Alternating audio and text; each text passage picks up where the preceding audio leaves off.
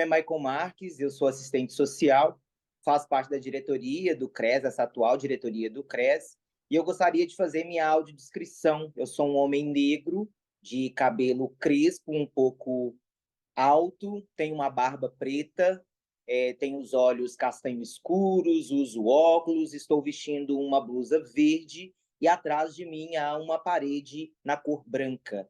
Eu gostaria de agradecer, né, a presença e a contribuição das nossas intérpretes de Libras, que é a Edilene Silva e a Renata Costa, tá bom? E gostaria também de agradecer a presença de todos vocês que estão aqui para esse nosso 7º encontro do curso de Educação Permanente, né, com o tema Ética no Cotidiano do Trabalho dos Assistentes Sociais. Então, nós temos como tema de hoje, desse nosso 7º encontro, a ética na produção de documentos e emissão de opinião técnica em serviço social. O nosso facilitador é o professor Charles Toniolo, assistente social, doutor em serviço social, professor do Departamento de Fundamentos do Serviço Social da Escola de Serviço Social da UFRJ, autor do livro Profissões e Serviço Social, Surgimento e Regulamentação Ética no Brasil.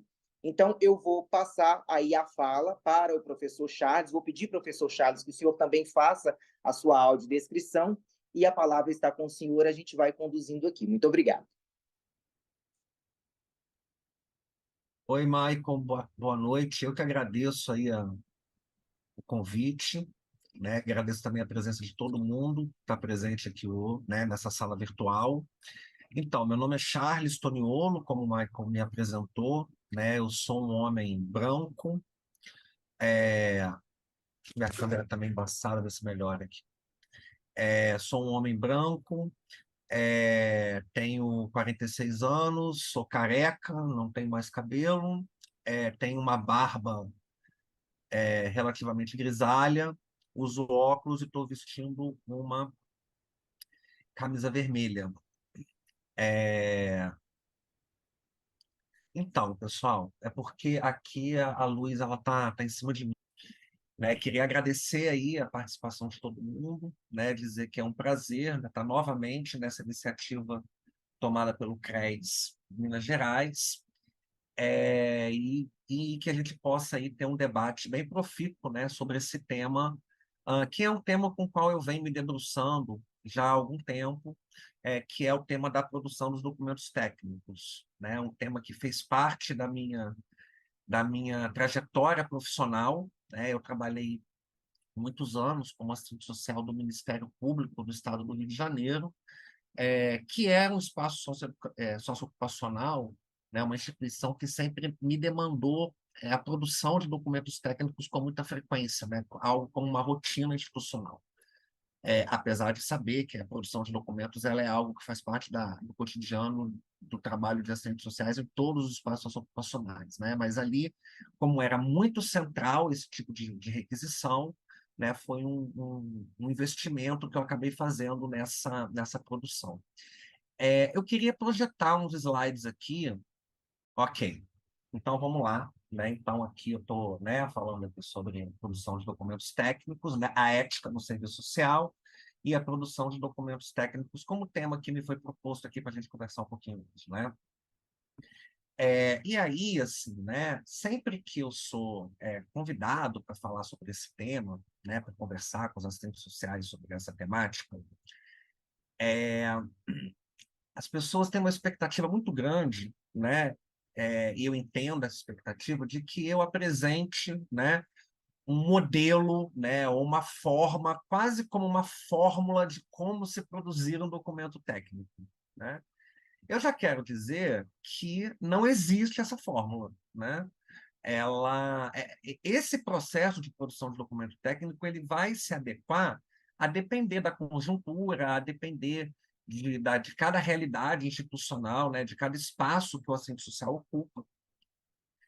Mas eu acho que a gente tem alguns parâmetros, né, e algumas reflexões já acumuladas ao longo da, da produção teórica do serviço social sobre isso, né, que eu acho que ajudam a gente um pouco a pensar, né, os desafios que estão postos para essa produção. E aí, assim, a gente não pode pensar, né, que esse é um debate descolado dos fundamentos do próprio serviço social, né? Eu acho que o título do módulo ele é bem sugestivo, ele foi muito feliz, né, quando ele fala da ética na produção de documentos do serviço social. Porque, como a gente vai ver, ele é muito mais do que apenas uma dimensão técnica, né? Ele tem uma dimensão técnica que é muito importante que a gente se aproprie dela, mas ele tem, sobretudo, um componente ético muito importante, né? Então, né, a gente fez aqui uma abordagem, né, que tenta começar um pouco, né, por um debate que é bastante comum no senso comum da categoria, né, de que quando a gente vai falar sobre instrumentos, sobretudo instrumentos por escrito, relatórios, pareceres, né, esses instrumentos a gente associa, né, imediatamente ao debate da instrumentalidade do serviço social. Quando eu fui, né, pesquisar sobre isso, quando eu tentei produzir alguma coisa sobre isso, produzir minhas primeiras reflexões sobre isso, né, muito tentando buscar respostas ali para o meu cotidiano de trabalho, eu fui buscar, né, essas referências num livro, né, que havia acabado a época de ser lançado, né, que é o livro da professora Yolanda Guerra, chamado A Instrumentalidade do Serviço Social. Né? Achei que ali eu fosse encontrar, né, o tal roteiro ou o tal modelo de relatórios e pareceres a partir de uma perspectiva crítica. Né? A gente até tinha uma bibliografia no serviço social sobre produção de documentos, mas ainda muito calcada lá na perspectiva do serviço social tradicional, né? Na perspectiva do serviço social de base positivista. E aí, quando eu me deparo, né, com o material da professora Yolanda, eu não acho essa fórmula, né? Até porque, como eu já anunciei no início da apresentação, ela não existe, né? Mas eu encontro ali um debate muito importante que dá as bases para a gente pensar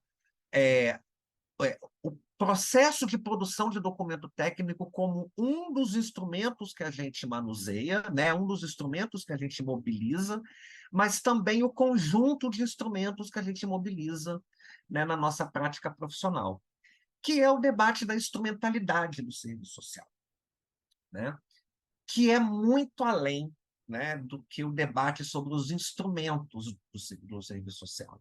Né? E aí a Yolanda Guerra ela vai fazer uma discussão sobre instrumentalidade pensada em três níveis, né? Quer dizer, antes da gente pensar os instrumentos que o assistente social utiliza, é importante a gente pensar que o serviço social em si é um instrumento. Agora, se a gente pensa que o serviço social é um instrumento, a gente precisa entender de que ele é instrumento. Né? Ele é um instrumento a serviço de quê? Né? E aí ela apresenta um primeiro nível, né, da instrumentalidade do serviço social, que é esse, né? Afinal de contas, o serviço social é um instrumento de quê? E ela vai falar, ele é um instrumento da funcionalidade ao projeto reformista burguês. Esse não é um debate que a professora Yolanda Guerra inaugura, né? Na verdade, ela recupera a clássica reflexão da professora Maruda Yamamoto, né, lá de 1982, para explicar o significado social da profissão. E que é muito importante para a gente entender, né, a produção de documentos e a dimensão ética. Né? Que é entender que o serviço social é um instrumento da sociedade burguesa. Eu sou professor, né, de fundamentos, como o Michael me apresentou no início, né? E é muito interessante porque eu dou aula para início de curso, né? Para primeiro e segundo período ali.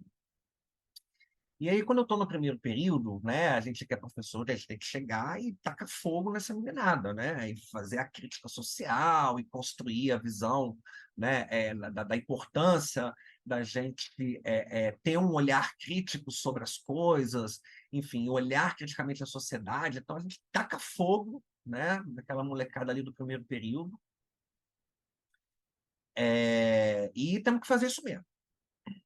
Mas aí chega no segundo período, às vezes eu, né, dou aula no segundo período e falo, tá, vocês tacaram fogo no primeiro período, mas é o seguinte, serviço social é uma profissão que responde aos interesses da sociedade capitalista, né?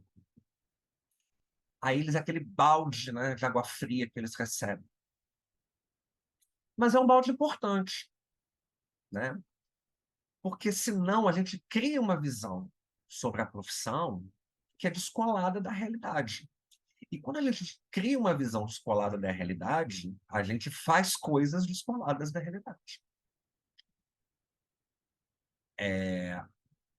Nós somos uma profissão funcional a esta ordem. Nós só existimos porque nós respondemos a necessidades desta sociedade. E a sociedade que a gente vive é a sociedade capitalista, não é outra. Essa pode ser a má notícia para alguns, né? Ou para muitos de nós. A boa notícia é que isso não é uma prerrogativa do serviço social. Isso é uma prerrogativa das profissões, né? Uma profissão só existe porque ela responde a necessidades daquela sociedade, né? E desenvolve as suas ações no mundo do trabalho, tal como o mundo do trabalho se organiza naquele determinado contexto social, né? Isso não é uma prerrogativa só do serviço social, mas é também do serviço social, né? Ninguém paga um salário para um assistente social criar revoltas e processos revolucionários na instituição onde ele trabalha, né? Nós respondemos a requisições institucionais. Nós e todas as profissões que atuam nas instituições de um modo geral. Portanto, né, nós também somos um instrumento de reprodução dessa sociedade. E então esse é um primeiro nível do qual a gente precisa estar atento a ele, né? É o solo no qual o serviço social se localiza, né?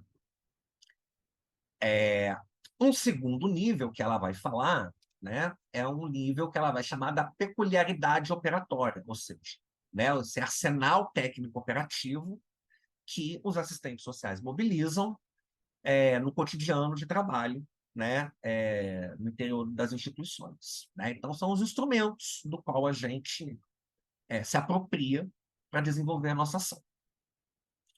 E um terceiro nível, que eu vou desenvolver mais adiante, né, ela vai falar que é uma mediação que permite a passagem entre o universal e o singular, né, entre a universalidade e a singularidade. Eu vou voltar a isso mais adiante. E juntamente com isso, né, já que a gente está falando da ética na produção de documentos, né, a gente não pode deixar de falar de um debate que também se consolidou no serviço social, e eu acho que muitas das vezes ele se consolidou de uma forma muito acrítica, né, ou de uma forma muito repetitiva, né, sem a gente pensar nos fundamentos dela, né, que é o debate que versa sobre as dimensões da prática profissional. Eu sempre vejo, né, em textos que eu leio, né, parece que todo texto agora tem que ter, em algum momento, dizendo da dimensão teórico-metodológica, ético-política e técnico-operativa para ele ter alguma legitimidade. Mas a gente precisa entender do que a gente está falando quando a gente está falando dessas três dimensões, né? Esse é um debate que também tem seus fundamentos no pensamento da Yamamoto, passa pela Yolanda Guerra, mas é a professora Cláudia Mônica dos Santos, que é de Minas Gerais, né, lá da Universidade Federal de Juiz de Fora, que eu acho que melhor sistematiza isso. Porque, na verdade, né, quando a gente chega a esse debate das três dimensões, a gente está querendo responder a uma angústia que era muito presente no cotidiano dos debates dos assistentes sociais, que é justamente o debate da relação entre teoria e prática, né? Tanto que o livro dela chama Na Prática a Teoria é Outra. Eu sempre tenho que respirar para falar o nome do livro dela, né? Porque é uma pergunta, né? Porque se eu falo sem a entonação da pergunta, parece que eu estou fazendo a afirmação de que na prática a teoria é outra. Ela está querendo questionar essa fala, que era muito presente no cotidiano dos assistentes sociais. E eu acho que ela resolve. Ela resolve, né, a questão, né, quando ela apresenta o debate das três dimensões, né? Bom, ela vai dizer que são três dimensões que se complementam, né?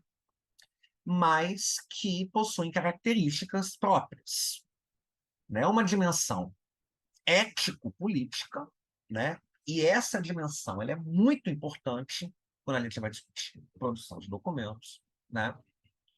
Porque parte de um suposto de que é um ser social,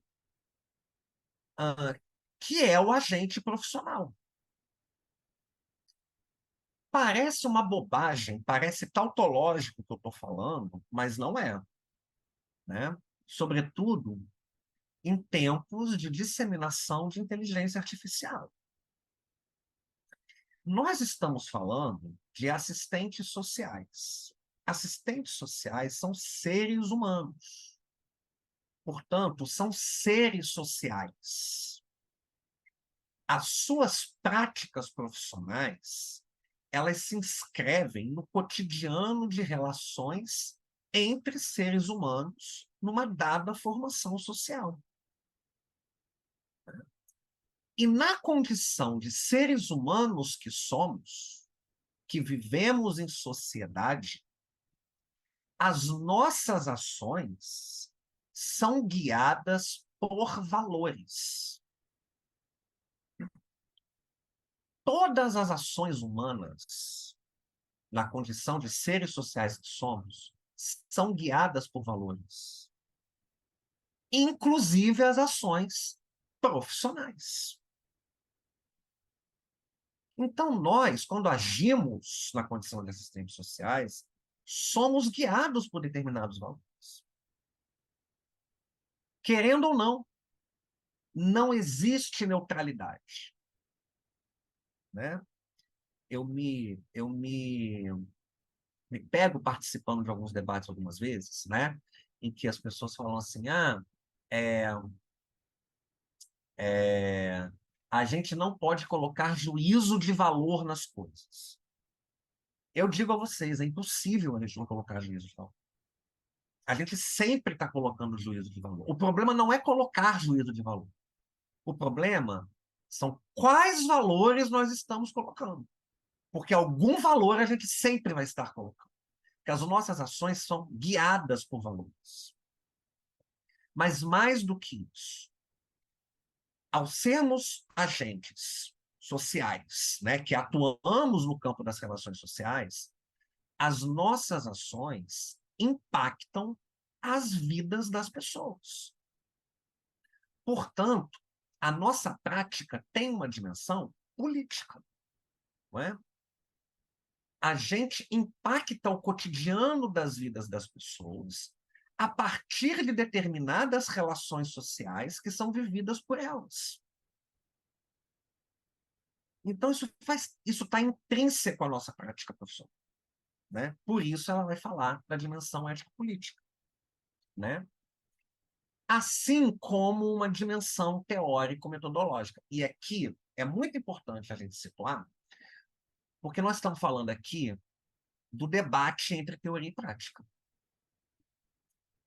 O que a professora Cláudia Mônica está dizendo aqui é que a teoria é uma dimensão da prática.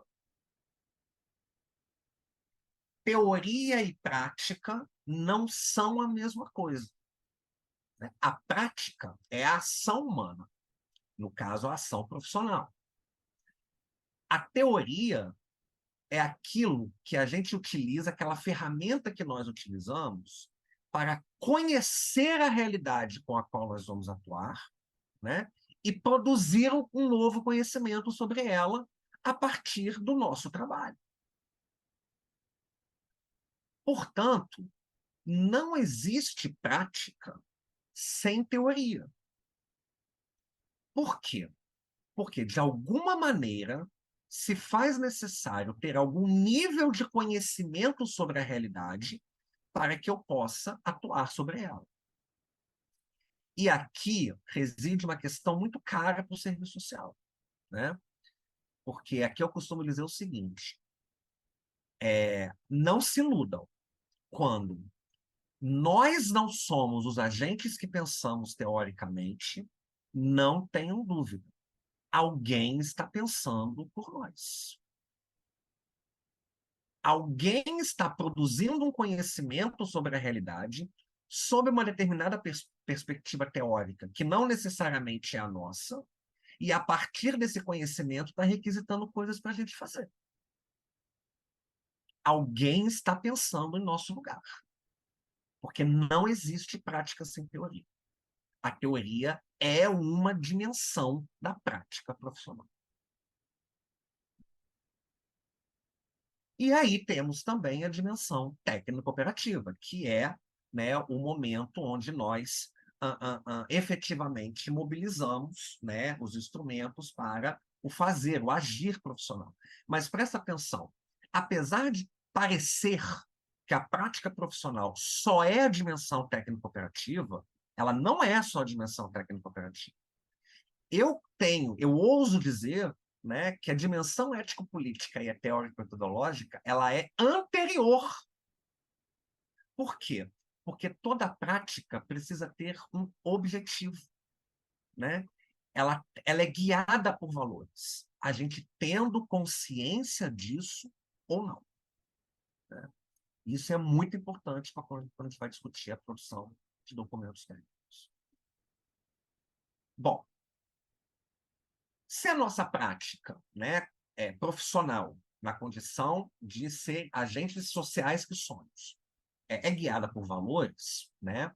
Esses valores, no caso do serviço social, estão expressos lá no nosso código de ética, né? E que eu não vou aqui fazer nenhuma aula sobre os princípios do código de ética, porque certamente vocês já tiveram esse conteúdo e é algo que, felizmente, a gente debate com frequência nos nossos eventos, né? A liberdade, a defesa dos direitos humanos, a justiça social, a igualdade, a cidadania, a democracia, a construção de uma nova ordem, enfim, né? Nós nos propomos, né, ou a partir de um determinado momento histórico, nós, assistentes sociais, nos propusemos a guiar a nossa prática profissional a partir de valores emancipatórios, de valores que apontam para outras formas de se construir relações sociais.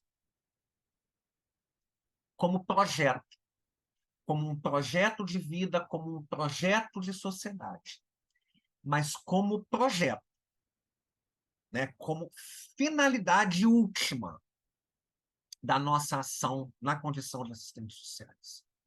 E esses valores emancipatórios estão lá presentes no nosso Código de Ética, que esse ano completou 30 anos, né?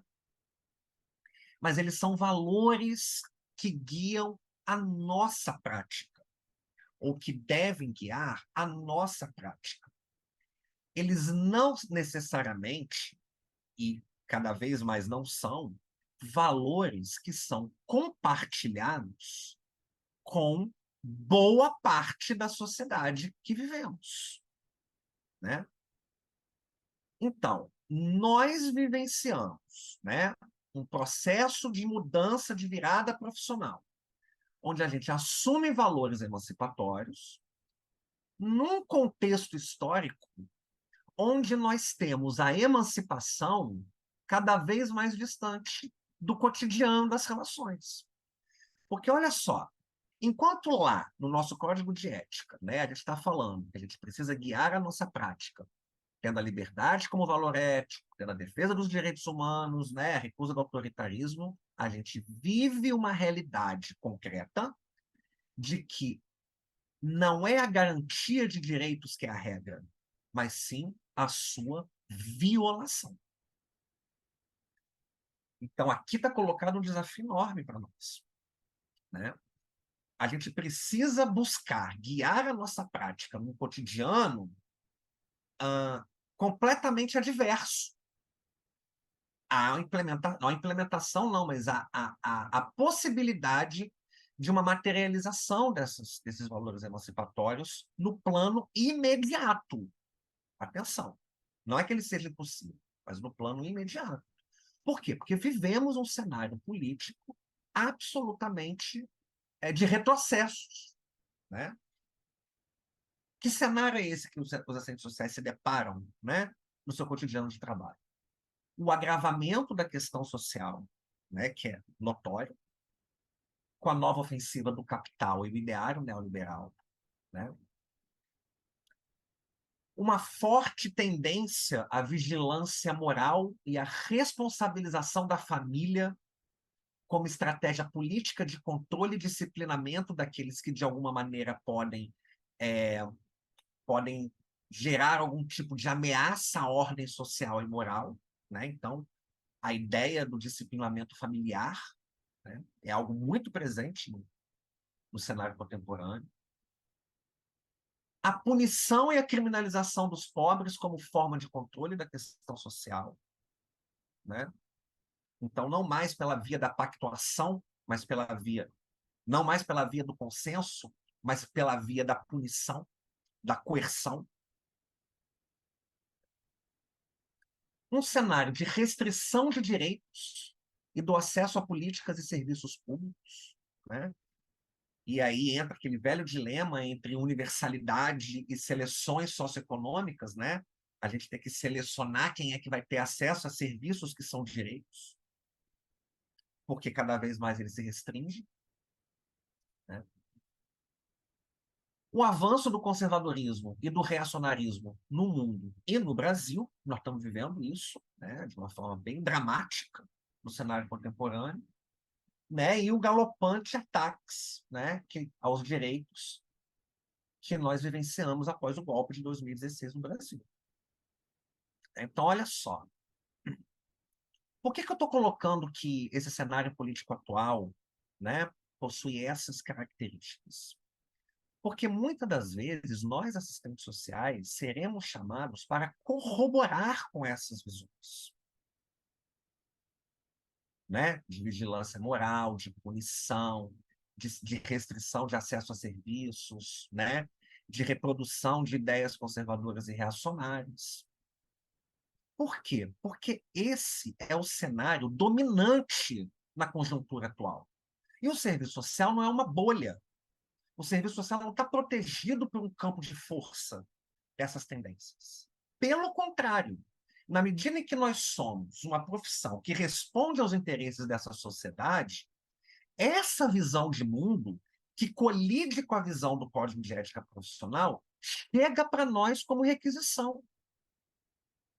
Chega para nós querendo que nós demos respostas nessa linha, inclusive quando a gente produz documentos técnicos. Sobretudo quando a gente produz documentos técnicos. Ainda colocaria o sobretudo. Quem nunca teve um relatório que voltou porque ali tinha uma denúncia implícita de que a família não estava sendo atendida pelo serviço?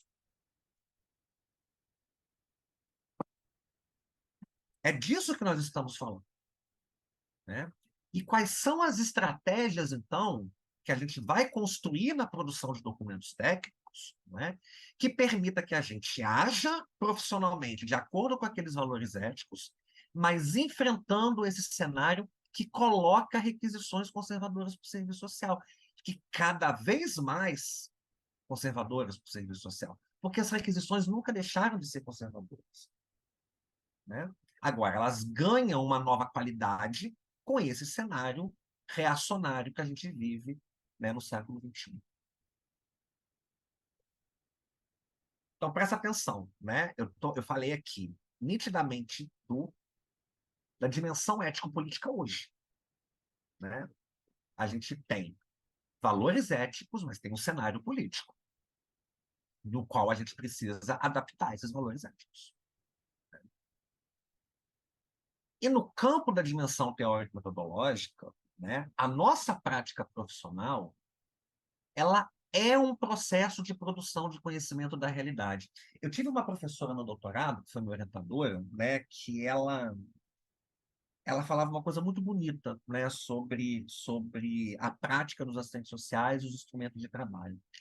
Ela dizia que nós somos historiadores do cotidiano. A professora Maria Lúcia Martinelli, né? Quando a gente escreve um relatório, né, sobre uma determinada família ou sobre um determinado usuário, nós estamos registrando como é a vida em 2023. Pare para pensar nisso. Quando a gente relata uma determinada situação, a gente está contando a história de como é o mundo real, de como as pessoas vivem neste tempo histórico. Nós estamos produzindo um conhecimento sobre a realidade. E na medida em que a gente está produzindo um conhecimento sobre a realidade, não é? A gente precisa ter um método para conhecer, né, essa realidade. Porque a produção teórica pressupõe um método de análise, um método de pesquisa, né? E esse método sempre parte de uma visão de mundo, de sociedade e de ser humano. Não existe método neutro, porque neutralidade não existe. Nós partimos, ao produzir o conhecimento da realidade, de uma determinada visão de mundo, de sociedade, de ser humano. A depender de como nós vemos o mundo, nós interpretamos as coisas que chegam para a gente de uma determinada forma. Portanto, o método de pesquisa é sempre uma opção política, já dizia a professora Maria Lúcia Martinelli. Ele é sempre uma opção, né? Porque não existe a neutralidade, né?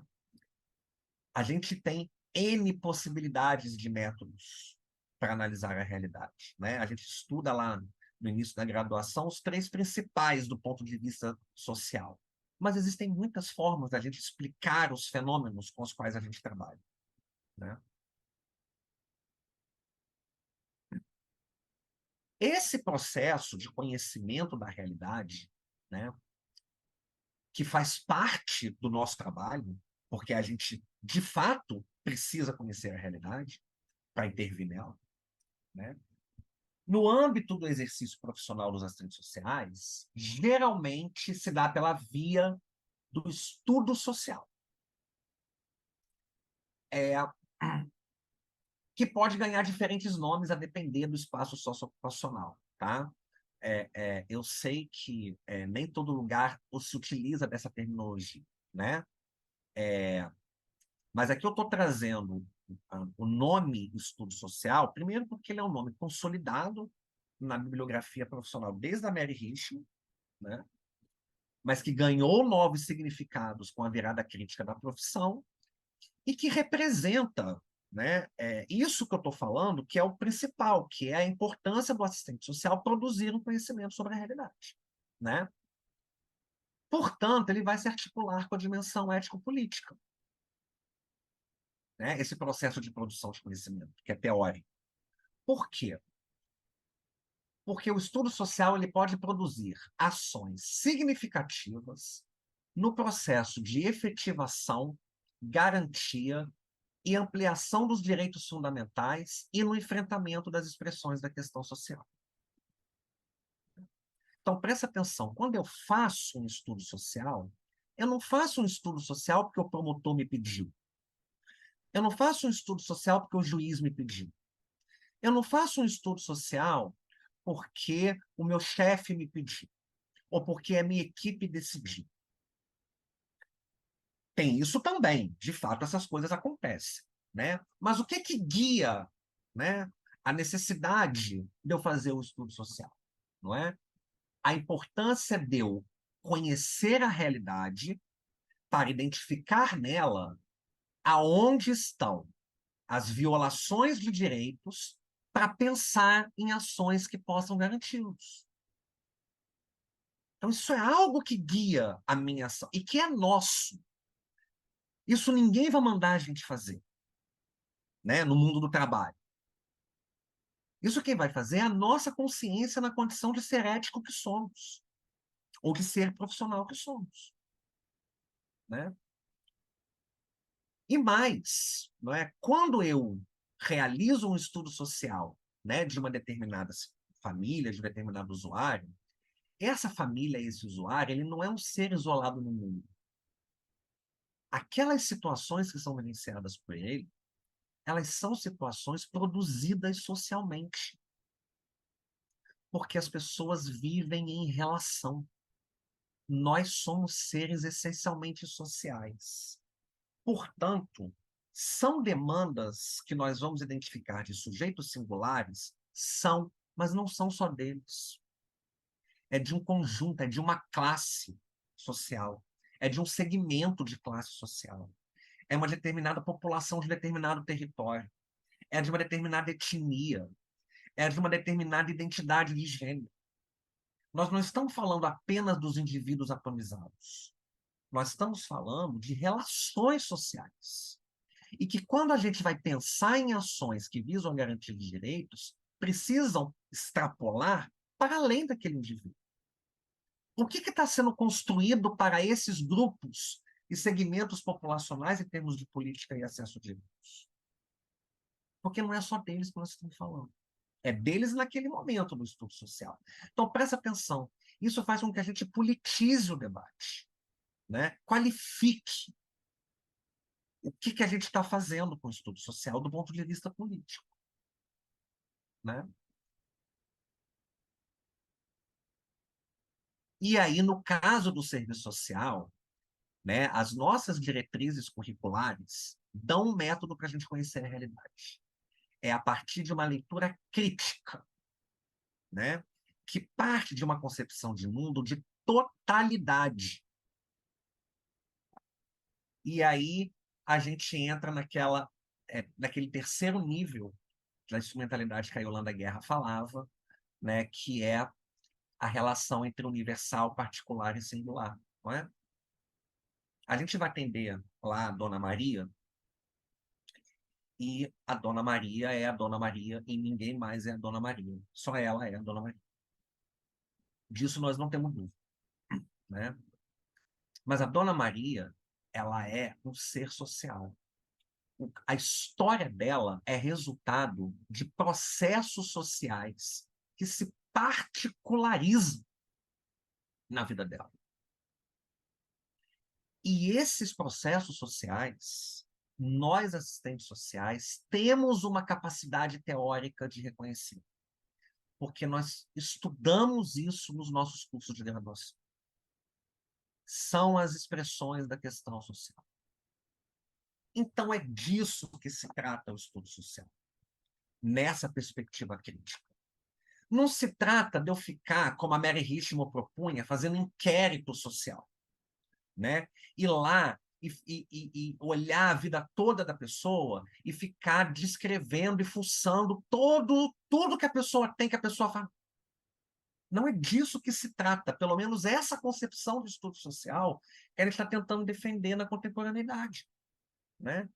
É a gente saber identificar as contradições e as desigualdades sociais na vida concreta das pessoas. E, gente, isso é o que a gente mais identifica quando a gente está atendendo a população que a gente atende. Tudo isso é produção de documento. Porque tudo isso implica no que a gente vai escrever. Isso significa romper com as formas mistificadas das relações sociais. E aí, eu trago aqui uma citação da professora Eunice Fávero, né, que eu gosto muito, que ela fala do estudo social, que ela vai dizer o seguinte, que ele é um conhecimento produzido com profundidade. Então, ele não é superficial. Ele não é olhou, escreveu. Ele é profundo. Né? E de forma crítica, uma determinada situação ou expressão da questão social, que é o objeto da intervenção profissional, especialmente nos seus aspectos econômicos e culturais. Né? Então, isso é fazer isso é conhecer a realidade, é identificar essas expressões, né, nas vidas das pessoas. que a gente atende, né? Então, é aqui, a categoria questão social, ela é central, né?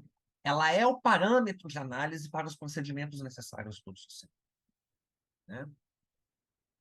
E aí vai dizer a Eunice, por meio de observações, atenção, por meio, atenção a essa palavra que ela é muito importante, por meio de observações, entrevistas, pesquisas documentais e bibliográficas, etc., ele, o assistente social, constrói o estudo social. Ou seja, ele constrói um saber a respeito da população usuária. Um saber que pode se constituir numa verdade. Guardem isso, porque eu vou voltar a isso daqui a pouco. As pessoas. E aqui, gente, olha, não temos que ter pudor.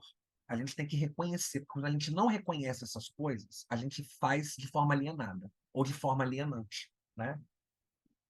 As pessoas são examinadas, avaliadas, suas vidas e condutas são interpretadas e registradas. Então, presta atenção, quando a gente está atendendo e conhecendo a realidade da população que a gente atende, a gente está examinando, a gente está avaliando, a gente está interpretando as condutas das pessoas. A questão é qual é o parâmetro teórico que eu tenho para fazer essas análises e interpretações. Por quê? Porque deste parâmetro resulta o registro escrito do que eu estou avaliando. Então, a teoria aqui é fundamental, né? E na medida em que eu registro, eu construo uma verdade a respeito delas, não é? Por que que é importante falar da verdade, né? Porque a verdade, ela é concreta, né? Ela não é produto da linguagem, mas é através da linguagem, né, que a gente conhece a verdade e afirma o que é e o que não é verdade, né? Isso aqui é um copo. A verdade é que ele é um copo. Só que para eu dizer que isso aqui é um copo, eu tenho que criar uma palavra, copo, para falar que é copo. Então, a linguagem expressa a verdade. Então, a verdade tem duas dimensões. Ela é a verdade como fato concreto, mas também como discurso. E isso é muito importante no momento político que a gente vive, que é o momento das fake news e da inteligência artificial, né? Porque eu posso falar que isso aqui é prato. E eu posso jurar que isso aqui é prato e não copo. Mesmo isso aqui sendo um copo. Eu falo que é prato e é prato. Eu falo que a vacina mata e a vacina mata. Né? Eu falo que não teve ditadura no Brasil, não teve ditadura no Brasil. Por quê? Porque a verdade também se expressa no discurso. Portanto, o discurso pode mistificar a verdade. As palavras ou a linguagem têm o poder de transformar o verdadeiro em falso e o falso em verdadeiro. Preste atenção que eu estou falando de documentos técnicos. A produção de um discurso sobre a realidade pode ser falso e ganha um status de verdadeiro. E no caso do serviço social, isso pode acontecer, né? Por quê? Porque na modernidade, nós constituímos, né, o parâmetro de que é a ciência quem produz a verdade, quem alcança a verdade, né? E nós somos uma profissão que operacionaliza procedimentos técnicos a partir de conhecimentos científicos. Nós somos uma profissão que somos formados no ambiente universitário, no ambiente acadêmico-científico. Portanto, nós somos dotados de uma capacidade intelectual, por sermos uma profissão de nível superior, não é? Que nos permite produzir um conhecimento científico sobre a realidade, né? A partir das técnicas que nós desenvolvemos no nosso cotidiano. Por isso, nesta condição de profissão que possui fundamento científico, o que a gente fala e o que a gente escreve ganha estatuto de verdade. O outro entende como verdade, mesmo que seja mentira, mesmo que seja falso, mesmo que seja superficial, mesmo que seja moralizante, mesmo que seja do senso comum. Mas o outro reconhece a minha fala como verdade porque ele reconhece como um agente técnico. E na medida que eu sou um agente técnico, pressupõe que eu tive formação científica. Então é muito sério quando a gente está falando de produção de documentos.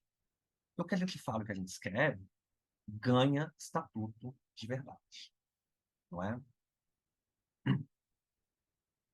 E é só aqui que a gente consegue chegar efetivamente no debate dos instrumentos. Né? O serviço social, né? E aqui a Yamamoto vai fazer essa relação entre instrumentos e linguagem, né? O serviço social como uma das formas institucionalizadas de atuação nas relações entre os homens no cotidiano da vida social, tem como recurso básico de trabalho a linguagem. Né? E aí eu uso uma autora, né, que eu gosto muito dela, que é a Selma Marques Magalhães, que tem um livrinho chamado Avaliação e Linguagem, né, que ela tenta classificar os instrumentos do serviço social a partir das formas de comunicação. Eu não vou entrar nessa seara aqui agora, porque ela faz essa produção há 20 anos atrás, né? E eu já acho que, com os avanços tecnológicos que nós vivenciamos nos 20 anos, essa forma de classificação ela já está obsoleta, né? Ela já caiu por terra. Né? Mas ela vai falar de que existem formas de comunicação indireta ou de comunicação indireta. Né? E aí permite com que a gente tenha instrumentos diretos ou face a face, né? Que é observação, entrevista, dinâmica, oficina, reunião, tudo aquilo que a gente realiza, né, no nosso cotidiano de trabalho ali, na relação direta com as pessoas, né, mas também instrumentos de comunicação indireta, né, que acontecem, sobretudo, por registros por escrito. Sobretudo, de registros por escrito. Eu digo sobretudo porque isso foi escrito há 20 anos atrás, eu particularmente acompanhei essa forma como a Selma Magalhães classificou os instrumentos e eu já reconheço que, né, essa forma de comunicação indireta não se dá somente por escrito. Né? A prova disso foi o informe que o Michael deu no início da nossa aula aqui. Né? Esse vídeo vai sendo gravado e vai ficar disponível no YouTube. Ou seja, outras pessoas em outros momentos vão poder assistir o que a gente está conversando aqui. Não estão assistindo agora. Né? Ou seja, tudo que eu estou falando aqui vai ser um processo de intervenção que vai continuar indiretamente, não neste momento que eu estou fazendo.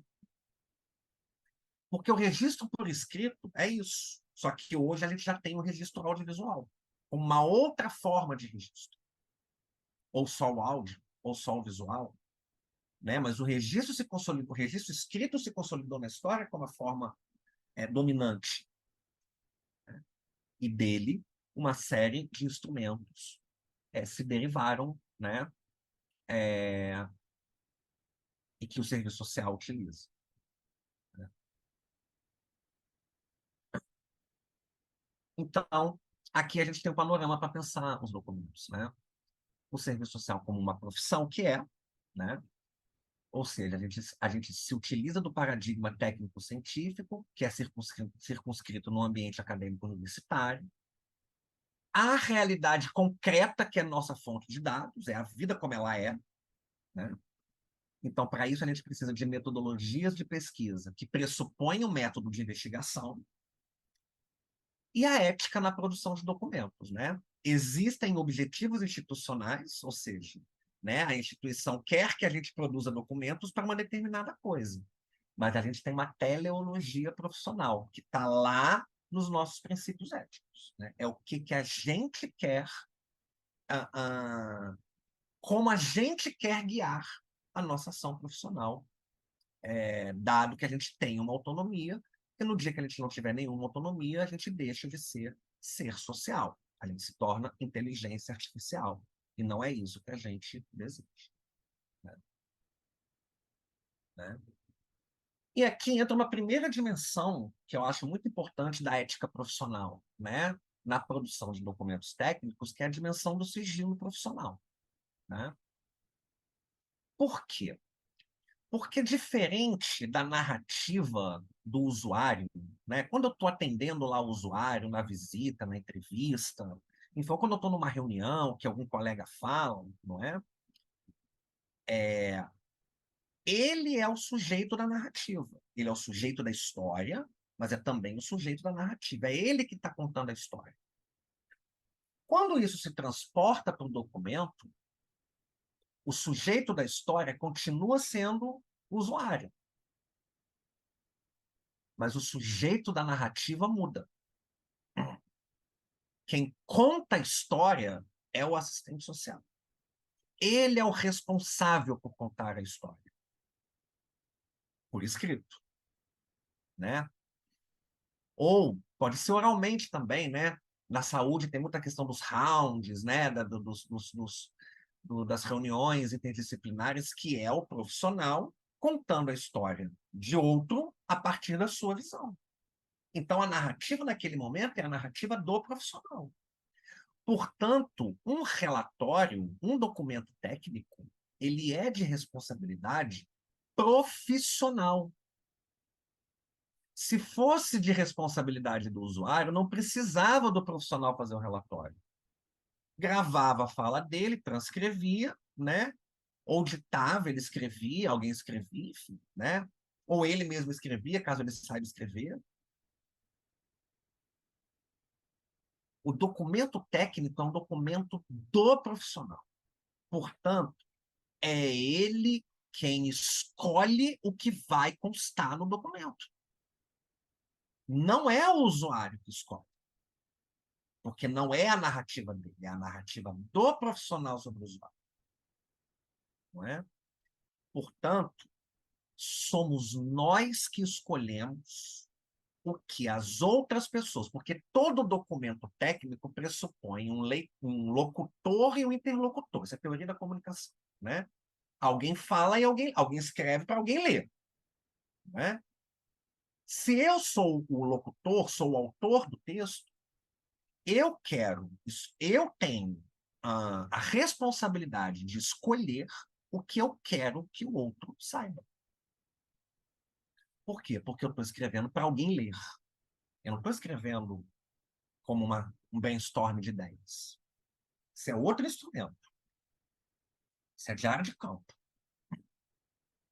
Um documento técnico institucional é para outro ler. Portanto, eu preciso decidir, essa decisão é minha, como profissional, o que o outro vai saber. Né?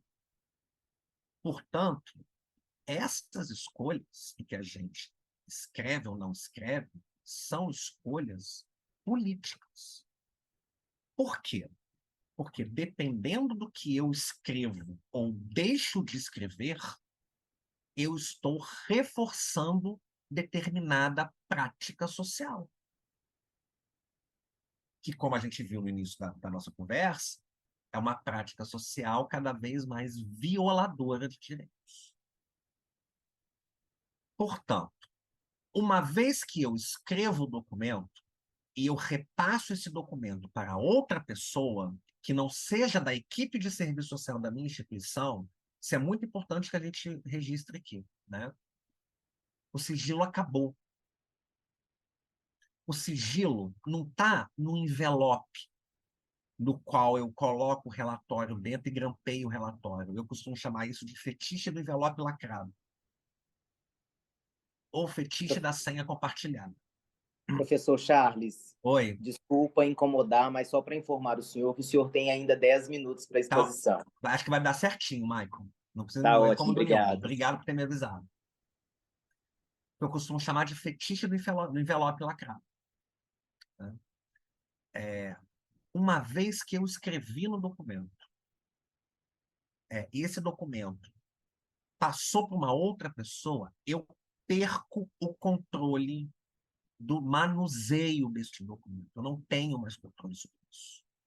Portanto, o sigilo não está nas formas de proteção do documento. O sigilo está no que eu escolho escrever. E aquilo que eu não escrevo, eu coloco num outro documento, que esse sim é sigiloso. Se eu passo um documento adiante, ele deixa de ser sigilo. Isso vale, por exemplo, para registros em prontuários. Registro em prontuário institucional não é sigiloso. Por quê? Porque outras categorias profissionais vão ler o que eu escrevi. Portanto, as escolhas do que eu escrevo ou não deixo, ou deixo de escrever são minhas. Por quê? Porque o relatório é um documento meu. Ele é de responsabilidade do profissional, né? Então é isso. O relatório social é um instrumento por escrito, onde o profissional narra as principais informações trazidas pelo usuário, né? Ou seja, ele é um registro do profissional. Portanto, ele não é neutro. Nós não somos neutros quando escrevemos um relatório.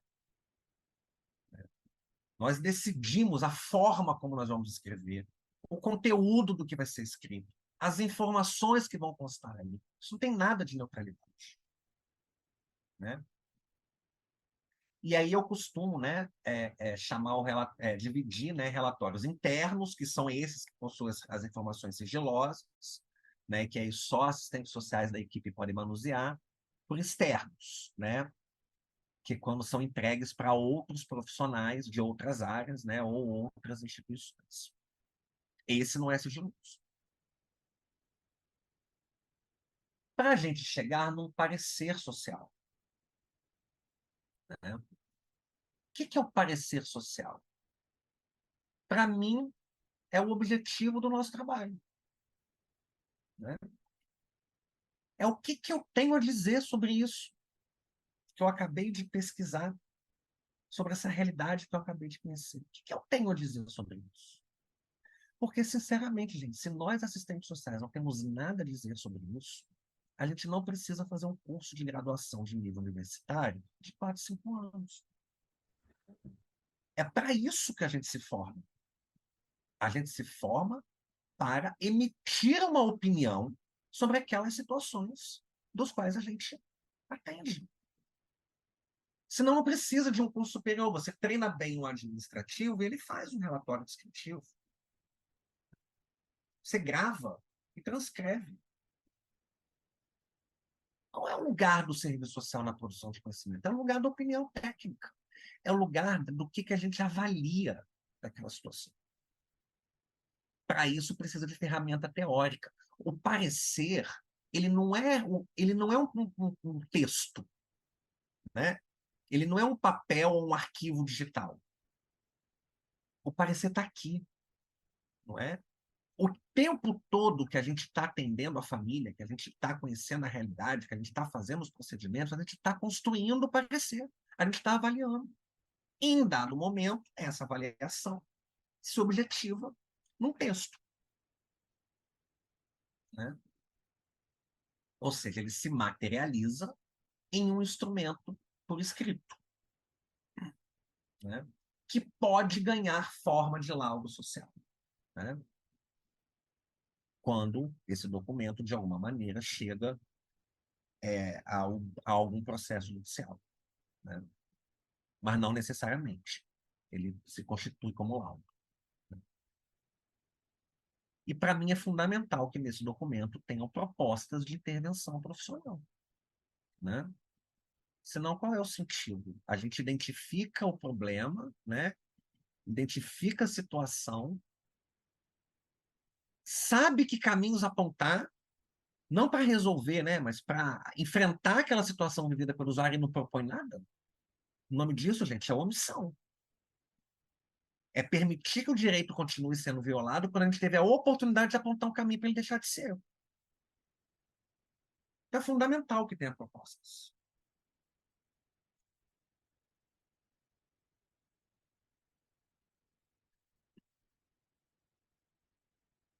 E aqui, né, eu quero trazer algumas reflexões, né, diante desse cenário que a gente vive de intenso conservadorismo, reacionarismo, de que a violação de direitos é a regra e não a garantia, né, e de que isso enreda muitas das vezes as requisições e o cotidiano de trabalho dos assistentes sociais, né?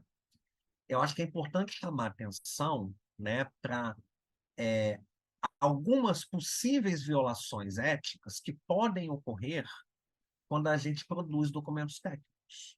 Isso é muito importante a gente estar atento, tá? Por exemplo, né, negar ou apresentar obstáculos para acessar serviços e benefícios sociais. Eu aprendi uma coisa na minha formação e depois na minha vida profissional, né? Quando a gente estuda lá neoliberalismo e fala que o Estado, né, está reduzindo os gastos sociais, aí a gente fica estudando como se fosse uma coisa só orçamentária, né? Mas isso atinge diretamente a população que a gente atende, né? Então, quando eu nego um serviço ou um benefício para um usuário, eu estou corroborando o corte de gastos sociais do neoliberalismo. É importante dizer isso, né? Eu acho que nós temos que fazer o Estado gastar.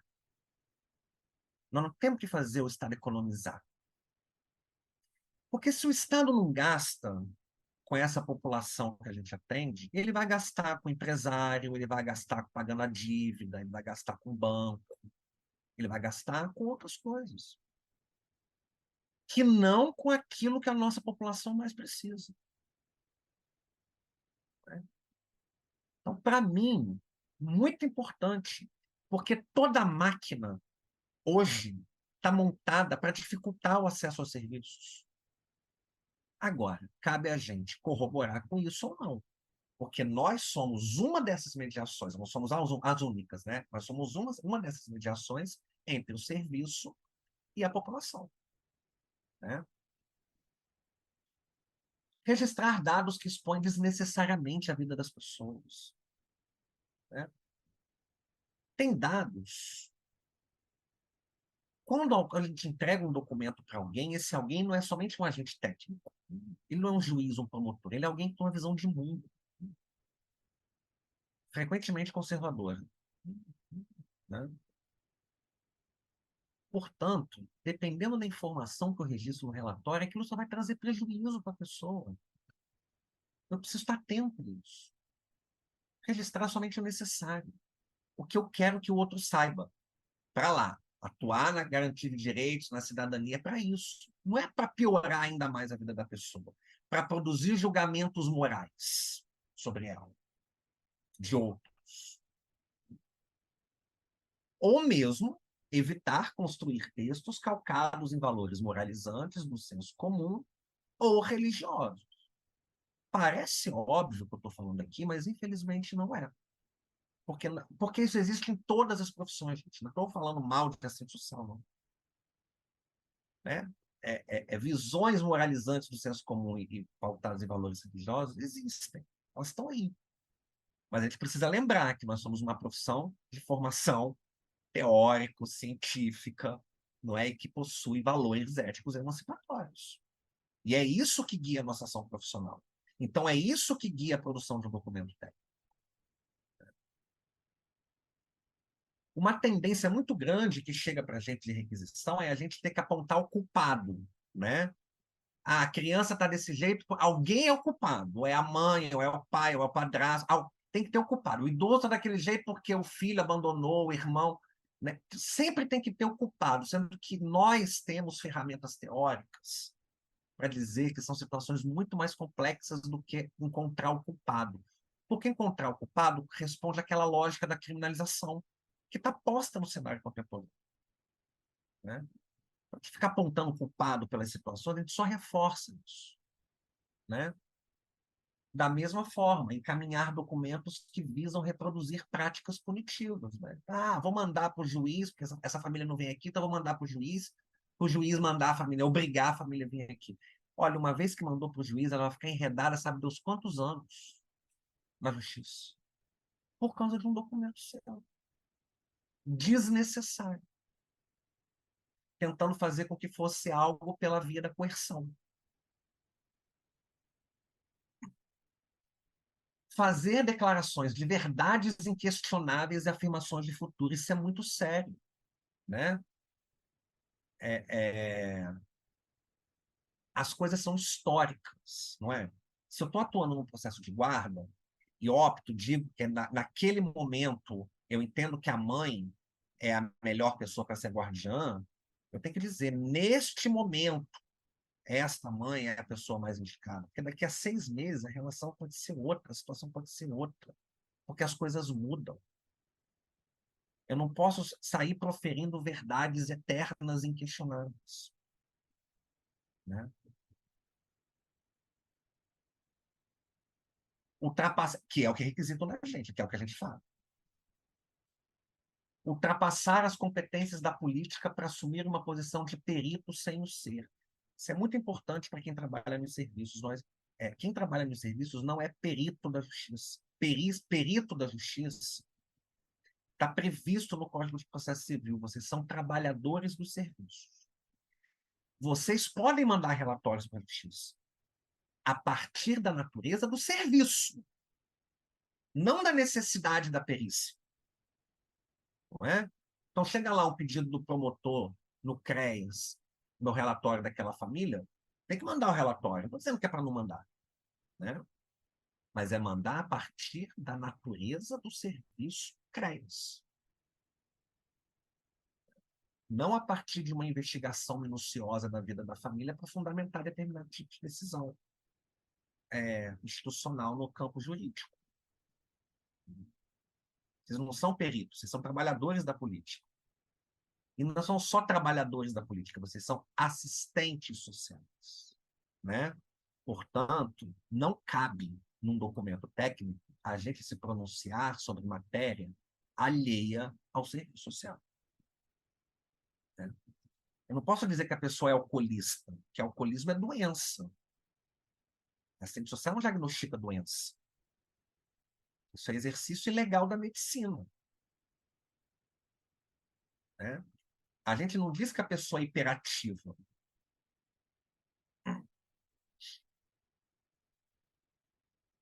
Isso não é alheio, isso é alheio ao serviço social. E, gente, nós temos muita coisa para falar.